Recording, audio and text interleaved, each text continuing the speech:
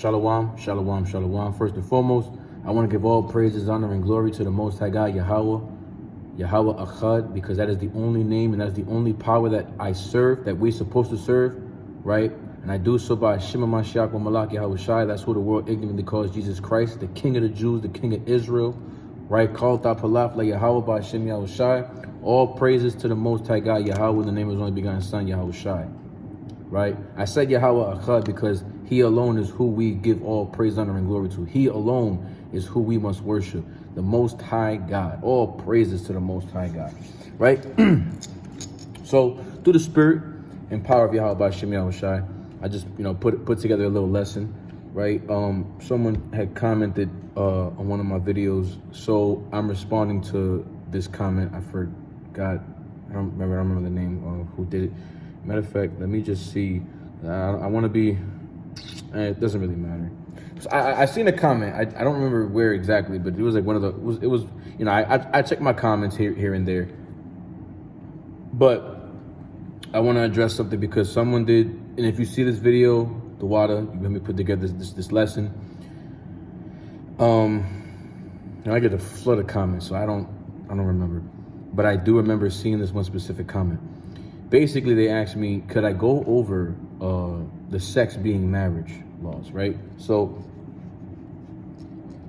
what I'm gonna do, of course, through the spirit and power of Yahweh Shem Yahweh Shai, I'm gonna go over the precepts, because through thy precepts we gain understanding, and therefore we hate every false way. That's Psalms 119, verse 104, roughly paraphrasing, right? So without further ado, let's begin. We're gonna go through this lesson through the spirit and power of Yahweh Shem Yahweh Shai, right? All praise to the Most High God. This is sex is marriage, right? Before I even start this, before the scoffers come on, right? Damn, something stuck in my eye. Oh yeah, there you go. Sex is marriage, but not all sex is marriage, because you have sexual relations with an animal. It's not marriage. Adultery is not marriage. Fornication. So anything that's outside of, like, a man and a woman, right? They come together. That's and they have relations. They have sex. That is marriage, right? But of course, understand that there are rules and regulations to what it means when to sex being marriage, right? Many sexual relations, right? Many how you doing? There's many sexual relation laws, I should say, right? So without further ado, I'm gonna go through them and I'm gonna elaborate on what I mean by that, because I don't want to confuse none of you. Salaki, y'all know where I'm at, plantation, y'all know, but this is where I can concentrate and bring these lessons out to the spirit and power of Yahweh Shem Yahweh Shai. 1 second. So first things first, we're going to go to Genesis chapter 2, verse 24. It says Genesis chapter 2, verse 24, and it reads, therefore shall a man leave his father and his mother, right? First and foremost, when we are under the household of our parents, right, the mother and father, we are under their authority, right? So that's their God, right? Like so basically like this. God is our Father, our Heavenly Father is the Father of all. But right here in this earth, right, we have an earthly mother and an earthly father. And with our earthly mothers and earthly fathers, we are to honor, respect, and obey them, right? And when we find a wife, right, when we find a husband or a wife, we are to leave their home and cleave unto our spouse, right? So boom, therefore shall a man leave his father and his mother, and shall cleave unto his wife, and they shall be one flesh. So as a man, we're supposed to leave our father and mother, because we're no longer now we are the man. Now we take a wife, and if she was under the authority of her parents, now she's supposed to be with you, right? And of course, right, I want you to remember why I go here. I'm gonna bring this back up again as I go through these precepts, right? I'm gonna bring this back up again. Therefore shall a man leave his father and his mother, and shall cleave unto his wife, and they shall become one flesh. And they were both naked, the man and his wife, and they were not ashamed. See that? So we cleave on to one another. How do we cleave on? It's through sex, because sex is a spiritual thing. It's a spiritual connection, right? When you have sex, It's literally an exchangement of souls, an exchangement of spirits, right? Watch this. Let me see something real quick.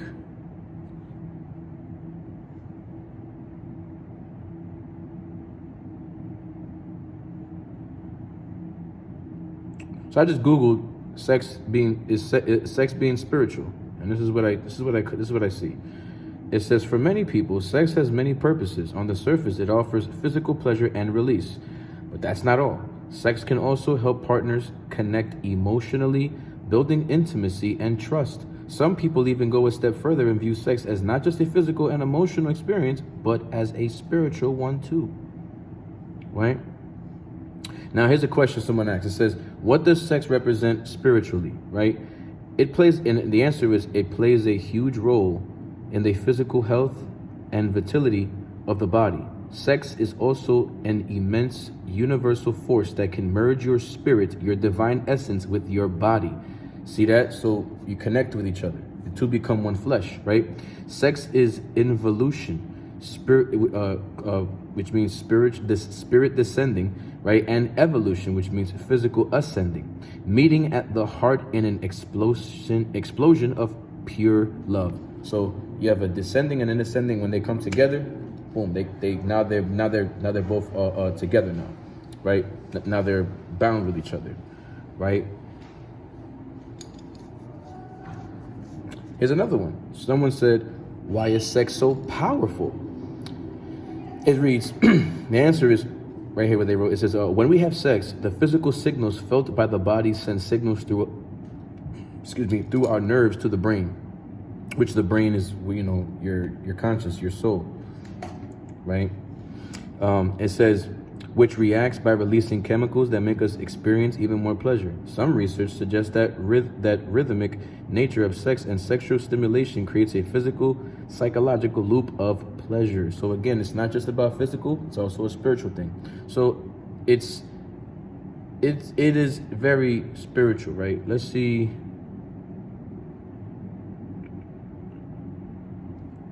I'm just gonna get a precept real quick too. So sex being this is what I want.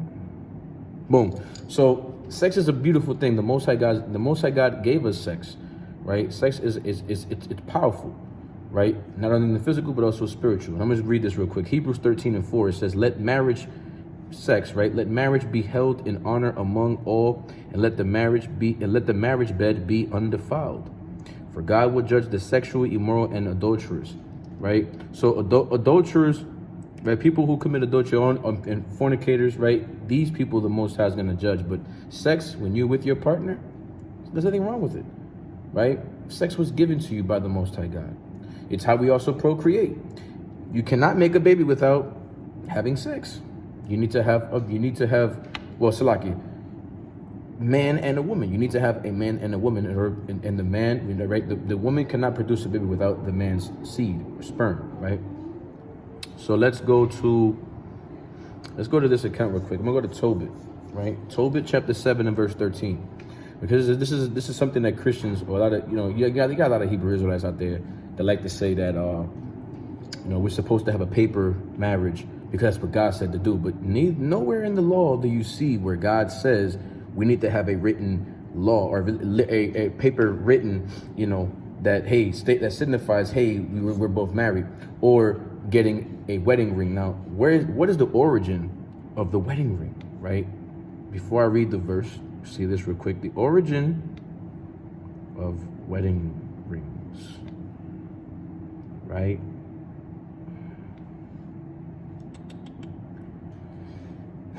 Wedding ring, the origin.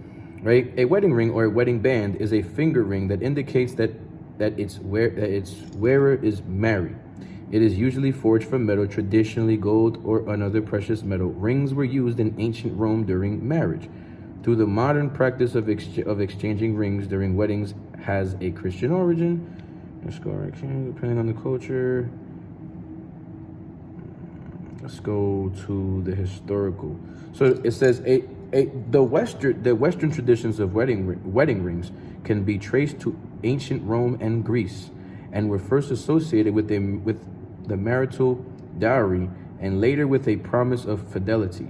The modern exchange of rings derived from the customs of Europe in the Middle Age as part of a Christendom. So this is not the Most High God, because it extends from Rome and Greece, which is, we're in Genesis. I was just reading Genesis, and you don't see the Most High God. Rome and Greece weren't even a nation in the book of Genesis. Rome and Greece, we find that later throughout the history of the Bible. You see the Greeks coming in the Apocrypha. You got the Romans in the New Testament. So where you see that the origin of the wedding ring doesn't go back to the Most High God. It goes back to who? The so-called white man, right? And he's the one who implemented this, because he wanted to do away with polygyny. That's one thing that the Most High God allows man to do, is to have multiple wives, to do polygyny. And I've done a lesson on this already too. There's multiple things. You could look up SICARII, polygyny, so many things about it, but that's not what we're talking about here, right? So, with that being said, right, there's no need for paper marriage. Although we do here in the school of SICARII, we do this, because you got a lot of fornicators out there. You got a lot of people who want to do some crazy things, right? You know, there's nothing wrong with having a promise ring or whatever, right? But the wedding ring is not necessary. It's not necessary. Also, when you get down on the knee as a man, you're now showing, now you're submitting to that woman. You're not saying that I'm going to serve you, but the woman is supposed to submit to you. It's supposed to serve you, as the Most High God says in Genesis chapter 3, verse 16. But without further ado, let's go into this real quick, because a lot of Hebrew Israelites like to go to Tobit and say, oh, Tobit is law, but Tobit is not law, right? This is Tobit 7 and verse 13. It says, then he called his daughter Sarah, and she came to her father, and he took her by the hand and gave her to be wife to Tobias. So here's a wedding. Is the wedding off? No, Yahweh Shai also attended a wedding as well. It says, saying, behold, take her after the law of Moses. So after they have this wedding, you go and you take her after the law of Moses. What does the law of Moses say to do? You're supposed to have sex with this woman. The Mosaic law is God's law. So they have a honeymoon. And what do you do with the honeymoon? You know, you bang it out. Right? All praise the Most High. Right? You marry that woman. Right? Trying to watch what I say. All right. All praise the Most High. It says, and lead her away to thy father, and he blessed him. Verse 14, and he called Edna his wife, and took paper. This is where they like to get this. He took paper and did write an instrument of covenants and sealed it. So there's nothing wrong with having a certificate of marriage. There's nothing wrong with that. Nothing wrong with that at all. Like I said, here in SICARII, we do advise that we do these things. Right? Also, you have people that also put like the jewelry on their foreheads to also signify they're married, right? The woman, right?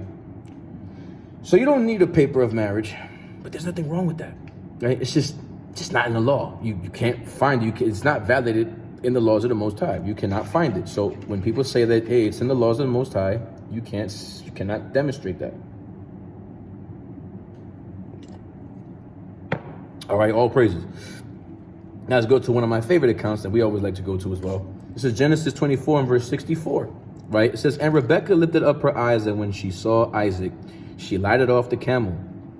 For she had said unto the servant, what man is this that walketh in the field to meet us? And the servant had said, it is my master. Therefore she took a veil. Right? She took a veil, as women do, like when they present themselves in a marriage, right? Women wear the veils, right? They cover themselves. It says, and covered herself. And the servant told Isaac all things that he had done. And Isaac brought her into his mother Sarah's tent. Now, you know, right? As a man, you know what I'm saying? When mommy and daddy ain't home, you know what I'm saying? You find shorty, you know, you want to call shorty over to the crib. You know, hey, shorty was saying, got the open crib, come through. Y'all know y'all guilty of it. I've done it too. You know what I mean? All praise. No father though, but you know how it is, right? You know, this is how you know we Israel, because this is what Israel do, right? But this is the time right here. He said his mother Sarah, she had passed away. He was like, he wanted comfort, of course, too. And a woman brings you comfort, right? And it says, watch this. Isaac brought her into his mother Sarah's tent and took Rebekah, right? And she became his wife. And he loved her, and Isaac was comforted after his mother's death. See that? So she brought him comfort. His mother passed away, right? She became his wife. And what did they do in that tent? Did they have a wedding in that tent? No, they had sex. And it says she became his wife. Right? Now, what's the Hebrew word for took here? The Hebrew word for took is laquak, right? Laquak, which means to take, get, fetch, lay hold of, seize, receive, acquire, buy, bring, marry, take a wife, snatch, take away. So boom, marry, right? So boom. Let's go to Genesis 29 and verse 23. Genesis chapter 29 and verse 23. Right? So we see that right there, right? In Genesis 24 and 67, Isaac took Rebekah, and she became his wife. Met her, like I'm saying, it was love at first sight. They had sex, they're married. Right? Boom. Genesis 29 and verse 23. And it came to pass in the evening that he took Leah, his daughter, and brought her to him, and he went in unto her. What does it mean he went in unto her? They had sex, right? And Laban gave unto his daughter Leah Zilpah, his maid, for in handmaid. And it came to pass that in the morning, behold, it was Leah. And he said to Laban, what is this that thou hast done unto me? Did I not serve with thee for Rachel? Wherefore thou hast beguiled me. So here we have Jacob, who was tricked, and he wanted Rachel, but he ended up getting Leah. He slept with Leah, and she's now his wife. She's now his wife, right? And he worked 7 years for Rachel, but instead he got Leah. He had to work another 7 years, then he got Rachel. Now he has two wives now. And of course, he gets Zilpah and Bilhah, so he gets a total of 4. Right? So that's showing you that he went in unto these women, and they became his wives. Right? Genesis 30 and verse 3. It says, and he said, behold, my maid Bilhah, go in unto her. What does it mean? It had sex. And she shall bear upon my knees. So what does that mean? She's gonna bear upon my knees, which means what? A child shall be coming from between her legs. And she shall bear upon my knees, that I may also have children by her. Because here we have Rachel, who was barren, right? She couldn't give children, so she gave Bilhah to Jacob, and she became his wife as well. And she gave him Bilhah, her handmaid, to wife. See, went in unto her to be his wife. And Jacob went in unto her. She became his wife when they had sex. Now watch this. You still not convinced? Watch this. Genesis 38 verse 2. Judah saw there a daughter of a certain Canaanite whose name was Shua, and he took her. Remember that Hebrew word for took is laquak. He took her and went in unto her. Remember, I'm going to show you something. Watch this. Remember that word laquak means to marry, to take a wife, right?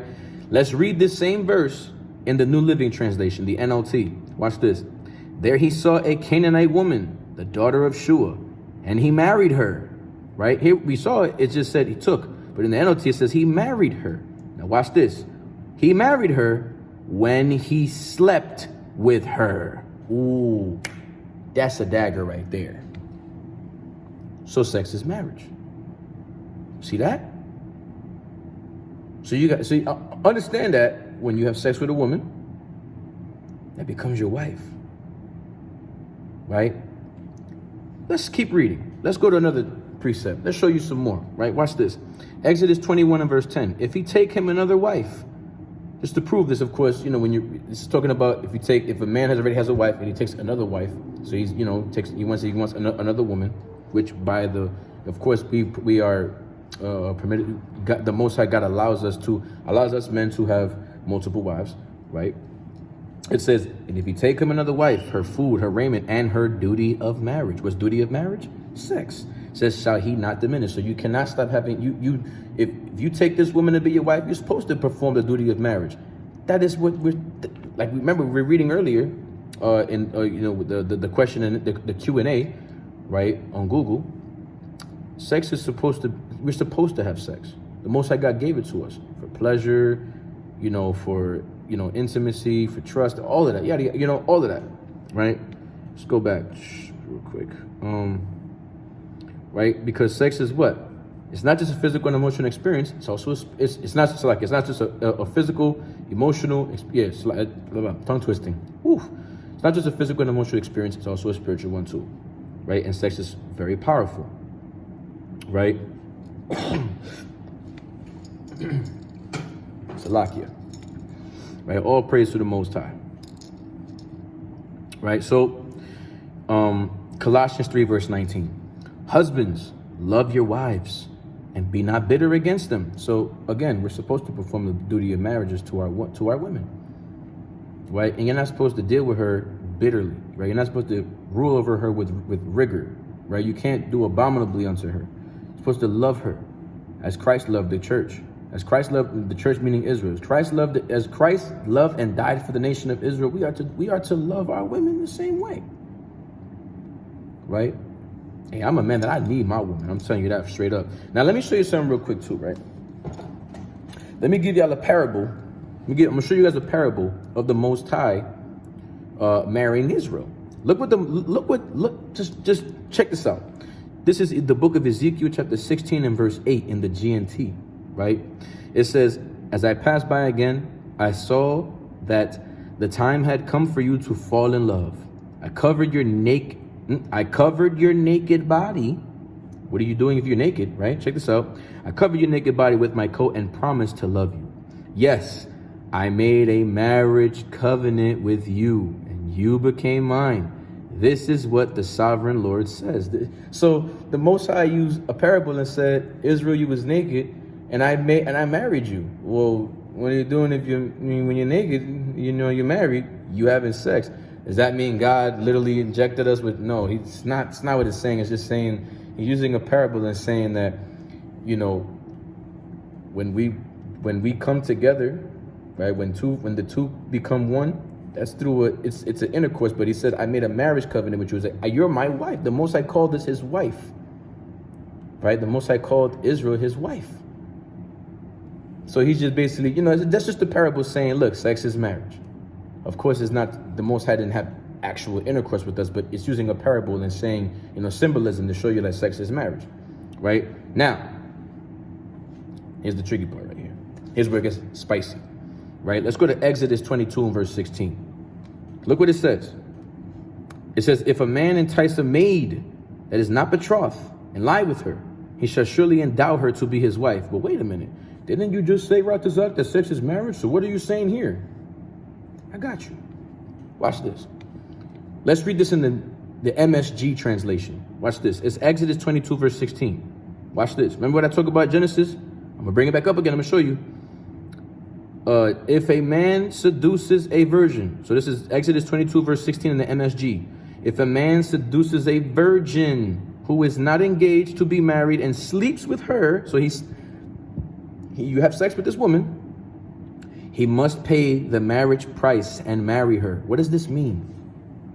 Remember, if you're in your father's house, remember, this is why we had arranged marriages at one point too, but let's just keep reading. I don't want to explain. I'm not going to go into it crazy just yet. But watch this. Let's just finish reading. Let's start from the top again. It says, as I passed by again, I saw that the time. Oh, Salaki. Whoa, I'm way off. Salaki. I'm a totally different verse. This is Exodus 22 verse 16 in the MSG. If a man seduces a virgin who is not engaged, so you seduced her, you enticed her, you seduced her, right? That is not engaged to be married and sleeps with her, he must pay the marriage price and marry her. You have to pay a dowry, right? If her father absolutely refuses to give her away, the man must still pay the marriage price for a virgin. So, because she was a virgin and she knew no man, and now you took her virginity, you got to pay up, right? So the reason for this law is because the daughter is living with her parents, and she's still under the authority of her father. Like I read in Genesis chapter 2, verse 24 and 25. If you're under the authority of your parents, right, you have to understand that a father with a daughter, which I have a daughter, and I understand, listen, protect your daughter's virginity because it's very sacred. Because you got men in here that's going to do these kind of things and seduce and try to take your daughter away from you, right? Says so basically, right there, she's still under the authority of her father, She ain't got no husband, so her father is her authority, right? So if the father does not want her to be with the man that slept with her, he has every right to say if he can have her or not, because the man that slept with his daughter was supposed to pay him a dowry, right? Supposed to first pay the father the dowry, right, in order for her to be given away to an husband. And this is why we had arranged marriages. And this is why we are not supposed to prostitute our daughters. That's why we're supposed to. Let me just give a quick precept, right? This is Sirach chapter 42, verse 9. The father waketh for the daughter when no man knoweth. So she's a virgin and she's still in your house, right? And the care for her taketh away sleep. I'm telling you, that's a fact. That's a fact. Your father right there, if you're a father and you have a daughter and she's still and she's in your household and she's a virgin, I'm telling you, you're going to want to protect her from any man by any means necessary until you know that man is fit for her, right? Right? It says, when she is young, lest she pass away the flower of her age. So now she's blossomed into this beautiful woman, right? And being married, lest she should be hated in her virginity, lest she should be defiled and gotten with child in her father's house. So now she's pregnant in your house, which means she's been sleeping around with somebody. That's why that law was into play, right? And it says, and have gotten and having an husband, meaning she's out here sleeping with somebody, lest she should misbehave herself, and when she is married, lest she should be barren. So, hey man, you are to watch your daughter. Pay close attention to your daughter. That's why we cannot prostitute our daughter. We're supposed to protect them. Protect your daughter's virginity. It matters. Because when a woman a woman is only supposed to be with one man, and that's it. That's why it's a blood covenant. As soon as you pop that woman's, as soon as you break the hymen, right? As soon as the hymen breaks, there's blood. That's a covenant. That's how it's supposed to be. Blood covenant. That means what? That's a life covenant right there. Marriage is what? For life. Till death do us apart. That's how it's supposed to be. So, right, Leviticus 19:29. Do not prostitute thy daughter, to cause her to be a whore, lest the land fall into whoredom and the land become full of wickedness. That's why it's supposed to protect your daughter's virginity, right? It's supposed to at all costs.